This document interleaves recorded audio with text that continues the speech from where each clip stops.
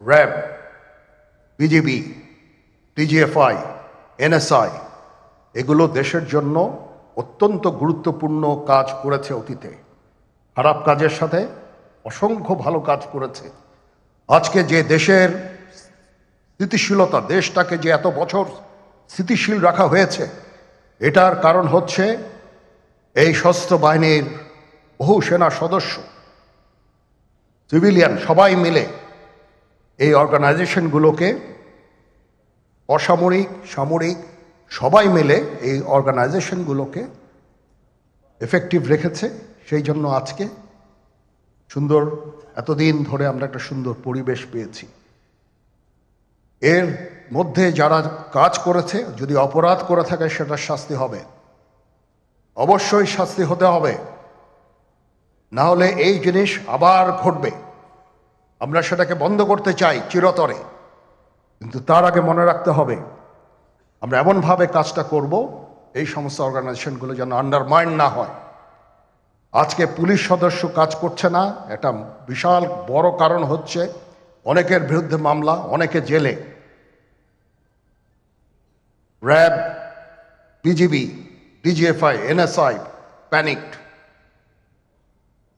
বিভিন্ন দোষারোপ, গুম খুন ইত্যাদি তদন্ত চলছে। অবশ্যই তদন্ত হবে, দোষীদের বিচারের আওতায় আনতে হবে। এমনভাবে কাজটা করতে হবে যেন এই অর্গানাইজেশনগুলো আন্ডারমাইন না হয়। এই অর্গানাইজেশনগুলোকে যদি আন্ডারমাইন করে আপনারা মনে করেন যে দেশের শান্তি শৃঙ্খলা বিরাজ করবে, সবাই শান্তিতে থাকবেন, সেটা হবে না, সেটা সম্ভব না। আমি আপনাদের পরিষ্কার করে বলে দিচ্ছি, এই দেশের শান্তি শৃঙ্খলা রক্ষার দায়িত্ব খালি সেনাবাহিনীর না। 2 লক্ষ পুলিশ আছে, বিজিবি আছে, র্যাব আছে, আনসার ভিডিপি আছে, আমার আছে হচ্ছে 30,000 সৈন্য।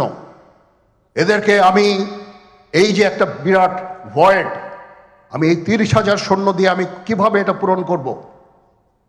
30,000 থাকে, আবার 30,000 চলে যায় ক্যান্টনমেন্টে, আরো 30,000 আসে। এটা দিয়ে আমরা দিন রাত আমরা চেষ্টা করে যাচ্ছি। এখানে যে সমস্ত উচ্ছৃঙ্খল কাজ হয়েছে সেটা আমাদের নিজস্ব তৈরি, এটা আমাদের নিজস্ব ম্যানুফ্যাকচার, আমরা নিজস্ব এইগুলো তৈরি করেছি। এই বিপরীতমুখী কাজ করলে এসে কখনো শান্তি শৃঙ্খলা আসবে না, এই জিনিসটা আপনাদের মনে রাখতে হবে। আজকে একটা বেদনা বিধুর দিবস। 2009 সালের 25শে ফেব্রুয়ারি আমরা এই 57 জন চৌকস সেনা অফিসার, এবং শুধু তাই নয়, আমাদের কিছু কিছু পরিবারবর্গর সদস্যদের আমরা হারিয়েছি। এখানে আসার সময় এই ছবিগুলো আমি দেখছিলাম। এই ছবিগুলো আপনারা অনেকে ছবিতে দেখেছেন, কিন্তু এগুলো আমার সব চাক্ষুষ দেখা। আমি একটা চাক্ষুষ সাক্ষী এই সমস্ত বর্বরতার। একটা জিনিস আমাদের সবসময় মনে রাখতে হবে, এই বর্বরতা কোনো সেনা সদস্য করেনি, সম্পূর্ণটাই তদানীন্তন বিজিবি সদস্য দ্বারা সংঘটিত। Full stop. এখানে কোনো ইফ এবং বাট নাই।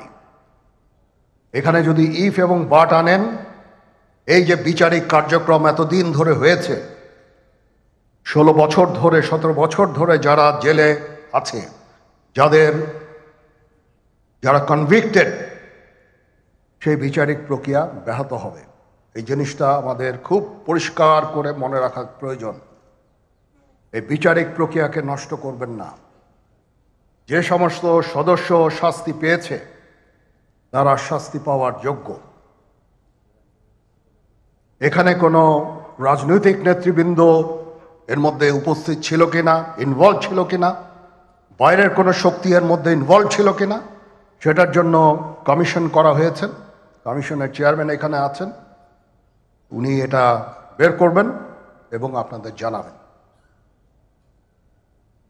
বটম লাইন হচ্ছে যে এই সমস্ত আমাদের এই চৌকস সেনা সদস্য যারা প্রাণ হারিয়েছেন তারা প্রাণ হারিয়েছেন তদানীন্তন বিডিআর সদস্যদের গুলিতে। আমরা নিজেরা এই সমস্ত জিনিস নিয়ে অনেক ভিন্ন মত পোষণ করছি, কেউ কেউ এই জিনিসটাকে ভিন্ন খাতে প্রবাহিত করার চেষ্টা করছি, সেটা আমাদের জন্য মঙ্গলজনক হবে না। আজকে যদি আমার যে উপদেশ আমি কিছু দিয়ে যাব সেটা যদি আপনারা গ্রহণ করেন, আপনারা লাভবান হবেন, আমি এটা আপনাদের নিশ্চিত করছি। আমরা নিজেরা ভেদাভেদ সৃষ্টি না করি, আমরা নিজেরা ইউনাইটেড থাকি। আমাদের মধ্যে যদি কোনো সমস্যা থেকে থাকে, কোনো ব্যত্যয় থেকে থাকে,